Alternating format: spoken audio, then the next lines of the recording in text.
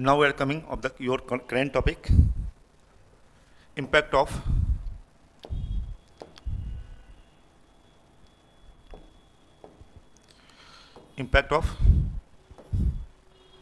Iran and Israel US वार। जानते हैं ना, चल रहा है, वेरी गुड। इनका लोगो है, it the logo of Iran,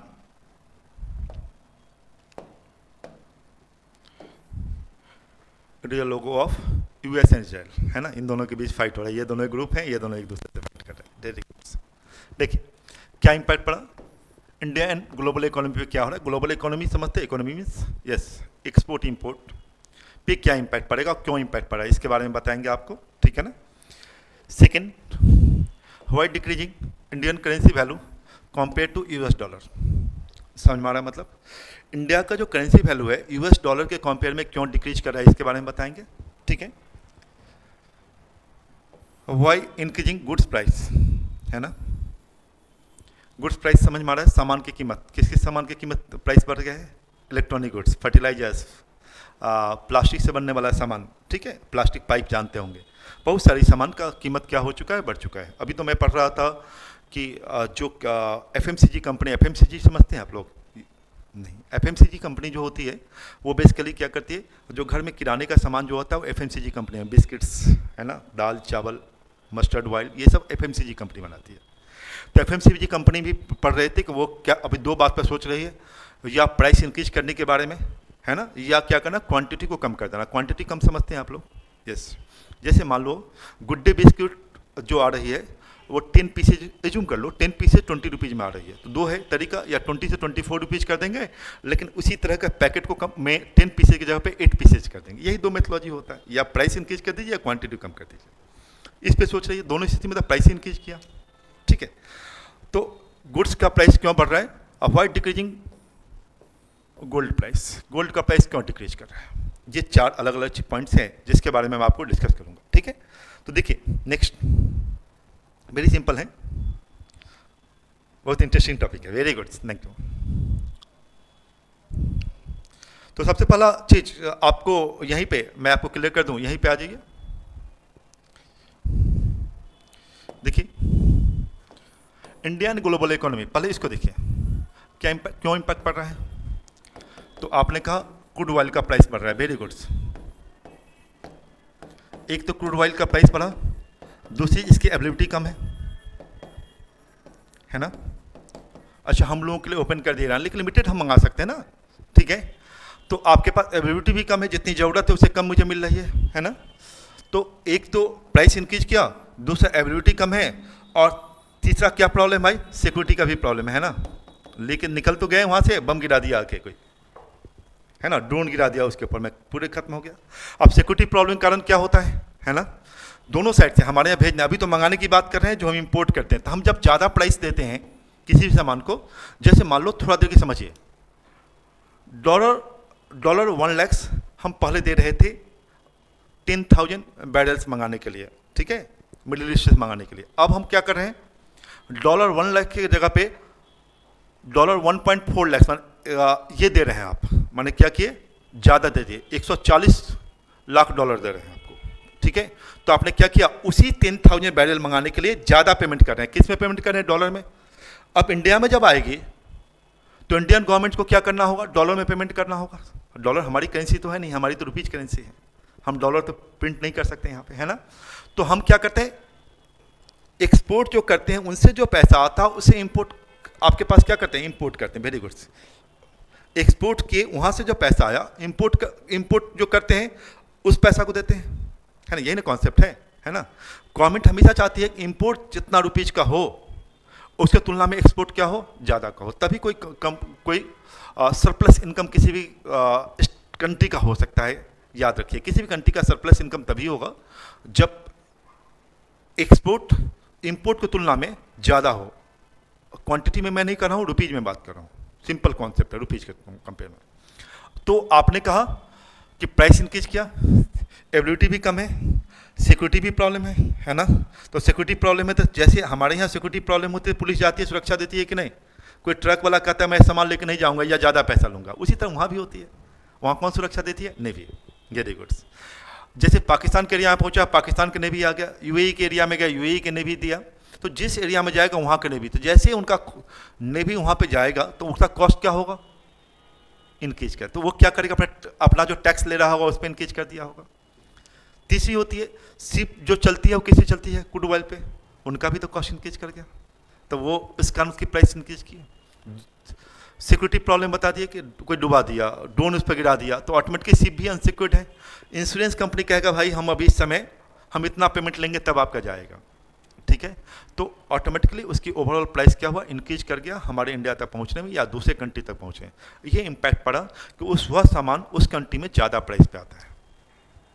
अब यहाँ से हम भेजते हैं, सेम प्रॉब्लम है, बहुत सारी कंट्री मिडिल ईस्ट में जो ज़रूरत है, हम जो एक्सपोर्ट कर रहे होंगे वो नहीं मंगा रही हो, या दूसरे कंट्री में नहीं मंगा रही होगी, कुछ सामान मंगा रही होगी, ठीक है, उसका क्या हुआ, इंपोर्ट तो हमारा कंपल्सन है, क्रूड ऑयल मंगाना कंपल्सन है, एक्सपोर्ट्स मान लो हम चावल भेज रहे हैं, सामने वाला कहेगा नहीं अभी हमको ज़रूरत नहीं, इतना ही सामान की ज़रूरत है ना, तो हमारा इंपोर्ट बढ़ गया, एक्सपोर्ट घट गया, उस कारण क्या हमारा वैल्यू क्या हुआ, मनी का वैल्यू डिक्रीज करे। याद रखिएगा हमेशा करेंसी के केसेज में देखना है, क्वांटिटी केसेज में, करेंसी केसेज में, इतना रुपीज़ का मैंने इंपोर्ट किया, इतना रुपीज़ का एक्सपोर्ट किया, एक्सपोर्ट अगर इंपोर्ट के रूप में ज़्यादा रूप में किए होंगे तो हमारा क्या होगा, सरप्लस होगा, मतलब प्रॉफिट होगा हमारा, सिंपल कॉन्सेप्ट है। चलिए तो अब देखिए, अब आपका समझ गए, आपको क्लियर हो गया, ठीक है, चलिए अब मैं आगे दिखा रहा हूँ, समझ में आ चुका हूँ, एक ही चीज़ मैं बताऊंगा आपके सामने, तो समझ गए।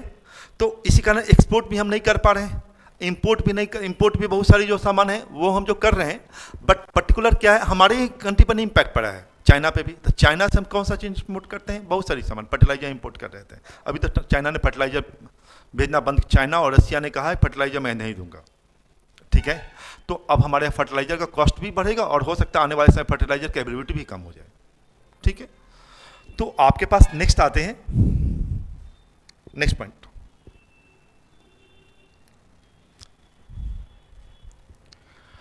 Why impact on India and global economy of war, क्यों इम्पैक्ट पड़ता है, ठीक है। तो देखिए हमने क्लियर किया आपको, इस लाइन को था ध्यान से, ये मिडिल ईस्ट बता रहे हैं, ग्राफ क्या बता रहे हैं, मिडिल ईस्ट, और ये क्या है टोटल, मैंने 5178 टोटल हमने क्या किया, इंपोर्ट किया क्रूड ऑयल, उसे 2890 टिल फरवरी तक, 2026 में टिल फरवरी तक कहाँ से मंगाए हैं, मिडिल ईस्ट से, वेरी गुड। 2025 में 4856 क्रूड ऑयल जो इंपोर्ट किए थे उसमें 2235 कहाँ से मंगाए थे, मिडिल ईस्ट से। इस तरह 2024 में टोटल इंपोर्ट किए थे 4710, उधर 2120 कहाँ से मंगाए भाई, मिडिल ईस्ट से। तो देखिए यहाँ लिखा है India total crude oil imports and middle east dependence, समझ में आ रहा है, मतलब इंडिया की डिपेंडेंसी किस पर है, मिडिल ईस्ट पे। जब भी मोर देन 50% कहीं से मंगाते हैं तो उस पर डिपेंडेंसिटी रहती है। देखिए यहाँ है, इन 2021 61% of India's crude oil came from middle east, समझ में आ रहा है। 2021 में कितना परसेंट आ रहा था, 61% मिडिल ईस्ट से, that dropped to 45% in 2023 and 2024 and has again risen to 56% in 2026, मतलब 56% बढ़ गया कब, 2026 में। 50% ज़्यादा हम उसी रूट को, हॉर्मुज वाला जो रूट है स्ट्रेट ऑफ हॉर्मुज, उसी से मंगाते हैं। किससे मंगाते हैं, यूएई से, कुवैत से, इन लोगों से मंगाते हैं, है ना। तो आपके पास आके ईरान से बहुत ज़्यादा तेल नहीं मंगा रहे थे, क्रूड ऑयल नहीं मंगा रहे थे, ठीक है ना, लेकिन उस रूट को यूज कर रहे थे। वो रूट बंद होने से हमारा कॉस्ट इंक्रीज किया, क्लियर। चलिए अब देखिए शिप का रूट क्या है, सामान वहाँ से जो मंगाते हैं तो रूट क्या है, ईरान, अगर ईरान से हरमुज से बात किया जाए, ईरान के साथ यूएई, यूएई के बाद पाकिस्तान, पाकिस्तान का इंडिया। तो मैंने बता दिया कि जब वहाँ से सामान चल रही है, ईरान यहाँ से बाहर निकल, यहाँ कॉस्ट मुझे ज़्यादा देना पड़ा, फिर यूएई सिक्योरिटी के नाम पे यूएई भी मुझे ज़्यादा कॉस्ट लेता होगा, पाकिस्तान भी आपके पास कॉस्ट नहीं भी कॉस्ट लेती होगी ना, उनका कॉस्ट भी तो इनकी, उनको भी तो खर्च हो रहा होगा, है ना। तो कॉस्ट इंक्रीज करता है, इस कारण हमारे यहाँ क्या होता है, कॉस्ट रेट पे अवेलेबल। हमारे यहाँ पे दूसरे कंट्री में भी इसी तरह से बहुत सारी सामान जो उससे बनती है उसका क्या होगा, ऑटोमेटिकली इसीलिए प्राइस क्या हो रहा है, इंक्रीज हो रहा है, जिसे महंगाई बोलते हैं ना, डियरनेस, वेरी गुड, महंगाई। उससे दूसरे कंट्री में जब मंगा रही है और उससे हम कोई सामान इंपोर्ट कर रहे हैं, जैसे इलेक्ट्रॉनिक गुड्स हम चाइना से मंगाते हैं, ताइवान से मंगाते हैं, है ना, इन सबसे चीज़ें चाइना से मंगाते हैं, तो उनका जो प्राइस इंक्रीज किया इलेक्ट्रॉनिक गुड्स का, जो बनाने का मैन्युफैक्चरिंग कॉस्ट इंक्रीज किया, और प्लस क्रूड ऑयल बढ़ा तो क्या हुआ, जो शिप से सामान मंगाते हैं उनका भी कॉस्ट इंक्रीज कर गया, है ना। इसलिए आप देख रहे होंगे 20-30% उसकी प्राइस इंक्रीज कर गई, है ना। तो रीजन समझ गए क्या है। तो जैसे हमारे यहाँ होता है सिक्योरिटी प्रॉब्लम, वहाँ भी होती है। क्लियर। तो इतना है आपके पास। नेक्स्ट चलिए नेक्स्ट देखिए, why decreasing Indian currency value. अच्छा, अब एक्सपोर्ट इंपोर्ट समझ चुके हैं आप लोग। इंक्रीजिंग वर्ल्ड प्राइस, देखिए वर्ल्ड प्राइस इंक्रीज किया तो करेंसी वैल्यू क्या हुआ, डिक्रीज किया। क्यों डिक्रीज किया भाई, तो मैंने पहले बता दिया है। एक इंपोर्ट, सिंपल समझिए, ऐसे समझिए, import dollar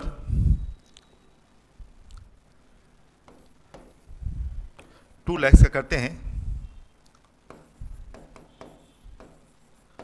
export dollar 1.8 lakh से करेंगे तो हमारे वैल्यू का वैल्यू क्या होगा, डिक्रीज करेगा। डिक्रीज करेगा तो सरकार इसको क्या करती है, अब क्रूड ऑयल का कंजम्पशन कम हो, गवर्नमेंट इसके लिए क्या करती है भाई, प्राइस इंक्रीज करती है। वेरी गुड, गवर्नमेंट क्या प्राइस इंक्रीज करती है। अभी देख रहे होंगे कंजम्पशन कम होने के लिए गवर्नमेंट बहुत सारी ईवी व्हीकल्स, ये अलग अलग है, अभी ईवी व्हीकल्स बहुत सारे लोग खरीद भी रहे हैं। गवर्नमेंट ने बहुत सारी कंपनी में क्या किया है, कमर्शियल सिलेंडर अवेलेबिलिटी कम करवाने लगी है ना, सुनते होंगे आप लोग। तो आपके पास इस कारण क्या हुआ, उनका डिमांड क्या हुआ, डिमांड क्या होगा, डिक्रीज हो। तो गवर्नमेंट को मान लो ये $2 लाख में 10,000 बैरल मिल रहा था, ठीक है, और ये अभी अभी जस्ट मान लो $2 मिल रहा था या मिल रहा है, ठीक है, चुन कर लो। ये आपके पास, ये समझिए, हम थोड़ा पीछे चले जाते हैं। $1.5 लाख में आपके पास 10,000 बैरल पहले मिल रहा था, अब उतना ही के लिए आपको $2 लाख देना पड़ता है। क्लियर हो गया, हाँ यस। तो मैंने क्या बोला कि $1.5 लाख में 10,000 बैरल पहले मिल रहा हो, अगर मान लो, तो अभी उतना ही के लिए क्या दे रहे हैं, $2 लाख दे रहे हैं, तो हमें ज़्यादा डॉलर पेमेंट करना पड़ रहा है ना। तो सरकार क्या, डॉलर तो हम क्या करते हैं, डॉलर हमारे पास कहाँ से आता है, हाँ जब सामान को एक्सपोर्ट करते हैं उससे माध्यम से आता, नहीं रहेगा तो हम क्या करेंगे, आरबीआई के पास जो है उस चीज़ को निकालेंगे। यही दो मेथोलॉजी है ना। जैसे घर में किसी का पैसा कम हो जाता है तो क्या करता है, गोल्ड को बेचता है ना, सेम चीज़ है। तो गवर्नमेंट क्या करती है, एक्सपोर्ट्स हमेशा बढ़ाने की बात करते हैं। अभी क्या है, हमारा एक्सपोर्ट पे भी इम्पैक्ट पड़ने लगा है, तो इस कारण क्या हुआ, हमें ज़्यादा पेमेंट करना पड़ रहा है। अब सरकार इसी कांस्टेंट रखने के लिए क्या कहते हैं, डिमांड डिक्रीज की बात करते हैं। डिमांड डिक्रीज कैसे होता है भाई, किसी को प्राइस ज़्यादा बढ़ गया तो क्या होगा, लोग कम लेना शुरू करेंगे, या अवेलेबिलिटी कम हो, दो ही बढ़ता की बात हो सकती है। हाँ ठीक है, प्राइस अभी सरकार ने नहीं बढ़ाया है, बताइए तो क्या अभी सरकार ने कम किया है, अपने टैक्स को कम किया, वेरी गुड। और सेंट्रल गवर्नमेंट टैक्स को पेट्रोल पे 10 रुपया कम किया और डीजल पे 10 रुपया कम किया है ना। इससे क्या हुआ, सरकार को पर लीटर 10 रुपये का लॉस लग रहा है ना, वो टैक्स कलेक्शन है। तो सरकार का जो डेवलपमेंट प्रोग्राम चल रहा है उस पर भी तो इम्पैक्ट पड़ेगा, क्योंकि टैक्स सरकार के पास कम होगा तो क्या होगा, जिस डेवलपमेंट सरकार सोची होगी 2 महीना में, 4 महीने में, 6 महीने में, या 6 मंथ 8 मंथ में करेंगे, उस पर तो इम्पैक्ट पड़ेगा। कलेक्शन का इनकम कम हो जाएगा तो क्या होगा, एक्सपेंडिचर भी तो कम हो जाएगा, जो नीड्स खर्च होगा वही तो होगा। क्लियर है ना। तो कोई भी कंट्री अपने एक्सपोर्ट को बढ़ा, एक्सपोर्ट में भी इम्पैक्ट पड़ गया होगा, हम लोग जो कर रहे होंगे, तो वही बात आ गया, कॉस्ट बढ़ गया, ट्रांसपोर्टेशन कॉस्ट इंक्रीज कर गया, सिक्योरिटी हो गया। तो बहुत सारी कंट्री क्या कर रही होगी, अभी कह रहे हो नहीं हम भाई हमको नहीं मंगाना है, या कम सामान मंगाना है ना, इस तरह से। उसके बाद बहुत सारी शिप जाना भी नहीं जा रहा होगा कि भाई अभी सिक्योरिटी प्रॉब्लम है, बहुत सारी रीजन है। इस कारण क्या है, एक्सपोर्ट का इनकम अगर कम हो गया, इंपोर्ट ज़्यादा हो रहा है, अकॉर्डिंग टू करेंसी, हम किस बेस पर हो रहे हैं, करेंसी के बेस में, तो हमें क्या होगा, हमारी करेंसी का वैल्यू क्या होगा, डिक्रीज करेगा। तो यही क्या है, पहला कारण क्या है, increasing oil prices. Oil price increase किया तो डिमांड क्या हुआ, डिक्रीज किया, ठीक है। नेक्स्ट, इंडिया इंपोर्ट्स, समझ में आया कि हम ज़्यादा क्या कर रहे हैं, इंपोर्ट कर रहे हैं। इसके कारण इंपोर्ट क्या हो, प्राइस के रूप में मैंने बता दिया, फॉरेन इन्वेस्टर विड्रॉ।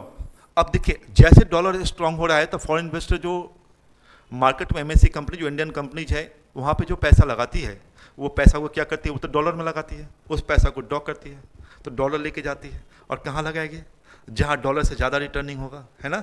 डॉलर के अगर मान लीजिए डॉलर स्ट्रांग हुआ तो क्या होगा, बैंक रेट भी इंक्रीज करेगा, उसका रेट भी इंक्रीज करेगा। क्लियर हो रहा है, आपको समझ में आ रहा है, हाँ। तो वो डॉलर स्ट्रांग हो रहा है तो वहाँ इन्वेस्ट करने के लिए लेके जाएगा। तो इस कारण भी हो गया कि फॉरेन इन्वेस्टर क्या कर रहे हैं, पैसा निकाल रहे हैं मार्केट से। पैसा निकाल रहे हैं तो हमें ये डॉलर देना पड़ता है ना। तो वो पैसा निकाल रहे हैं तो ऑटोमेटिकली क्या हो रहा है, हमारे यहाँ से डॉलर जा रहा है, डॉलर जा रहा है तो हमारी वैल्यू क्या हो रही है, डिक्रीज कर रही है। तो लिखा है foreign investor withdraw money from market, market से जो विड्रॉ करता है। डॉलर स्ट्रॉन्गर, रीजन क्या बताए थे अभी बताए, डॉलर का वैल्यू बढ़ा, डॉलर स्ट्रॉन्गर बना, है ना। इन्फ्लेशन प्रेशर, एक अनुमान है कि महंगाई बढ़ी, कभी बता चुके हैं ना। सरकार इन्फ्लेशन रोकने के लिए सरकार क्या की, 10 रुपया पर लीटर पेट्रोल की प्राइस घटाई है, डीजल की प्राइस घटाई है। अगर मान लीजिए सरकार 10 रुपये बढ़ा देती तो सब चीज़ का कीमत क्या होता, हाँ इंक्रीज कर जाता। सब का कॉस्ट क्या होता, एक ट्रांसपोर्टेशन कॉस्ट भी इंक्रीज कर जाता है, बहुत सारी फैक्ट्री उससे चलती है तो उसका भी इंक्रीज कर जाता है गैस का। सरकार ने उसीलिए प्राइस को क्या किया, डिक्रीज किया है। और किस चीज़ को डिक्रीज किया है भाई, डीजल पेट्रोल की प्राइस को, नो। सरकार ने इसीलिए क्या किया है, अपने टैक्स को डिक्रीज किया है। टैक्स को डिक्रीज, कलेक्शन कम, हमारा क्या हो, टैक्स कलेक्शन कम हो, बस इन्फ्लेशन नहीं हो, जिसे डिमांड जो हो रहा है सामान का इन्फ्लेशन डिमांड होता रहे। अगर प्राइस इंक्रीज कर जाता, सरकार प्राइस बढ़ा जाती तो और डिमांड कम हो जाता, है ना। अभी मान लीजिए कंस्ट्रक्शन का सामान 30% बढ़ जाएगा तो बहुत सारे लोग मकान बनाने का काम करते हैं, सरकार का ही ओन जो इंफ्रास्ट्रक्चर डेवलपमेंट पे खर्च कर रही है उसमें क्या होता, स्लो पड़ जाता। तो ऑटोमेटिकली क्या होगा, उस तरह की जो कंपनीज है जो प्रोडक्शन कर रही है उन पर क्या होता है, इम्पैक्ट पड़ने लगता है। अभी पड़ रहे हैं कि बहुत जगह इम्पैक्ट पड़ने लगा है ना। तो इन्फ्लेशन प्रेशर भी बना हुआ है कि महंगाई आएगी, इस कारण वो ड्रॉ कर रही है। तो रीजन समझ गए, increasing world price, India imports, foreign investor withdraw money from market, dollar stronger, inflation pressure, ठीक है। अब सरकार क्या चाह रही होगी, वेरी गुड, सरकार चाह रही है कि एक्सपोर्ट हमारा बढ़े, सरकार भी कुछ डिस्काउंट देगी, है ना। और सरकार किसको डिस्काउंट देगी, कंपनीज को, वेरी गुड, कंपनी को जो एक्सपोर्ट करती है सामान उस कंपनी को क्या करे, डिस्काउंट देगी। डिस्काउंट अगर टैक्स डिस्काउंट देगी तब प्राइस क्या हुआ उसका, हाँ कॉस्टिंग प्राइस डिक्रीज कर जाएगा। तो ऑटोमेटिकली क्या करेगी, इंटरनेशनल मार्केट में उसे भेजेगी, उससे हमारा सेल क्या हो सकता है, इंक्रीज कर सकता है, इंक्रीज कर सकता है, हमारे यहाँ डॉलर आ सकता है ना। तो उस में हमारी मनी क्या हो सकता है, स्ट्रॉन्ग हो सकता है, ठीक है। इसीलिए एफडीआई का फार्मूला ही फॉरेन डायरेक्ट इन्वेस्टमेंट क्या है, बाहर से लोग हमारे यहाँ इन्वेस्ट करें, मेक इन इंडिया, है ना, मोदी जी का कॉन्सेप्ट है। तो क्या है भाई, बाहर से कंपनी आए और यहाँ पे क्या करे, वो वहाँ से क्या लेके आएगा, डॉलर पॉन्ड इंटरनेशनल करेंसी लाएगा, यहाँ पे इन्वेस्ट करें, हम उनके बदले क्या देंगे, रुपीज़ देंगे यहाँ के लोगों को, है ना। फिर यहाँ से सरप्लस होगा तो मैं क्या करूँगा, बाहर भी बेचूंगा। जैसे आप बहुत सारे सामान, आईफोन, वेरी गुड, यहाँ पे बनाया जाता है और अमेरिका में क्या होता है, सेल किया, यहाँ से एक्सपोर्ट हुआ ना, ठीक है। नेक्स्ट चलिए,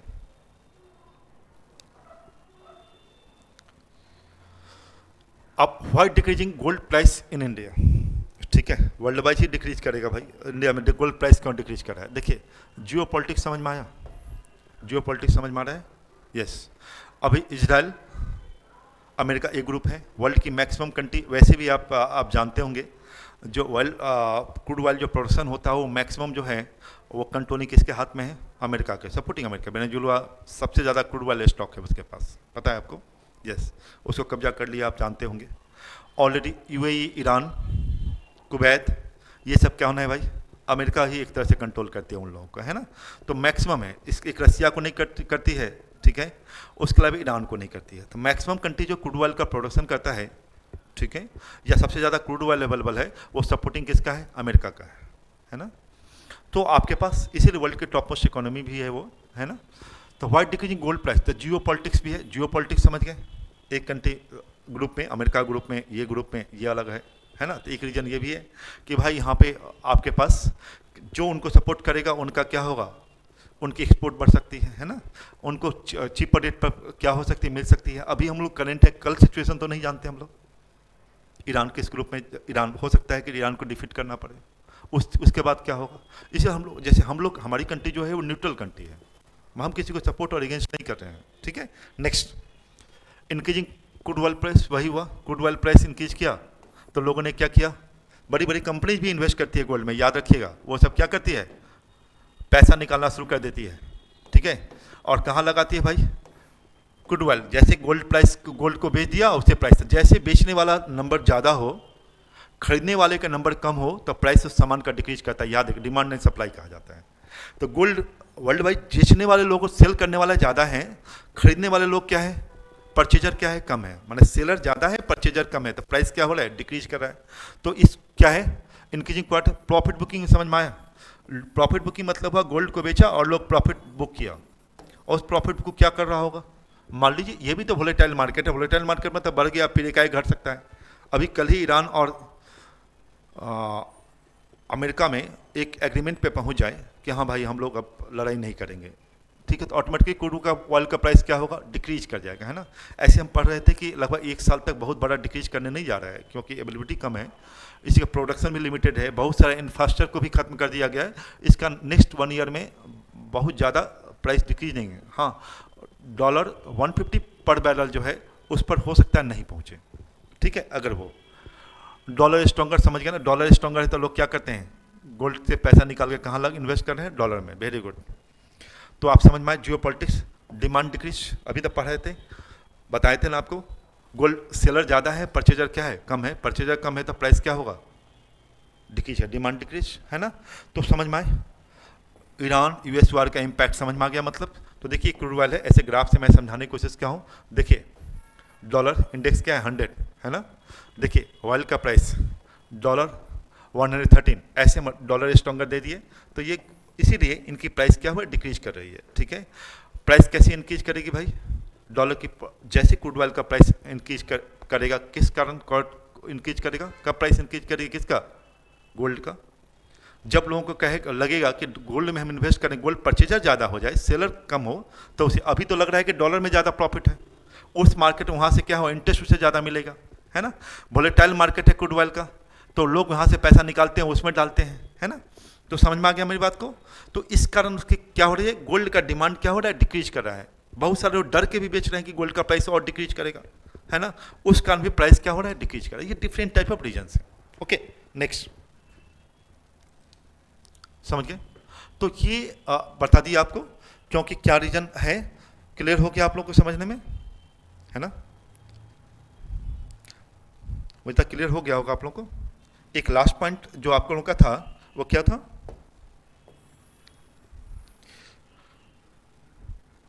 वाई इंक्रीजिंग गुड्स प्राइस ना, गुड्स प्राइस तो आप समझ ही चुके हैं, गुड्स प्राइस क्या है, सामान की क्वालिटी कम है, गुड्स प्राइस कौन सा इंक्रीज, जल्दी बताइए आप लोग।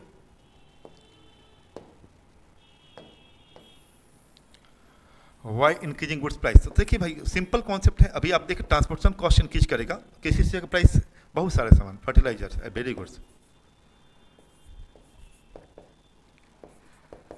उसके अलावा इलेक्ट्रॉनिक गुड्स बता चुके हैं, इसका कारण क्या है, गुड्स चाइना से मंगा रहा है, चाइना क्या करे, चाइना में प्राइस इंक्रीज किया क्रूड ऑयल का, तो वहाँ कॉस्टिंग इंक्रीज किया, ट्रांसपोर्टेशन कॉस्ट इंक्रीज किया, इसीलिए क्या हो रहा है, जो भी इंपोर्टेड सामान होगा उस पर ज़्यादा इंक्रीज करेगा।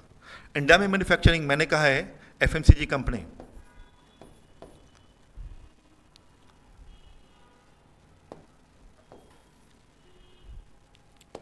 एफएमसीजी सभी सामान का जो आपके पास एफएमसीजी कंपनी, इसकी प्राइस इंक्रीज कर रही है ना।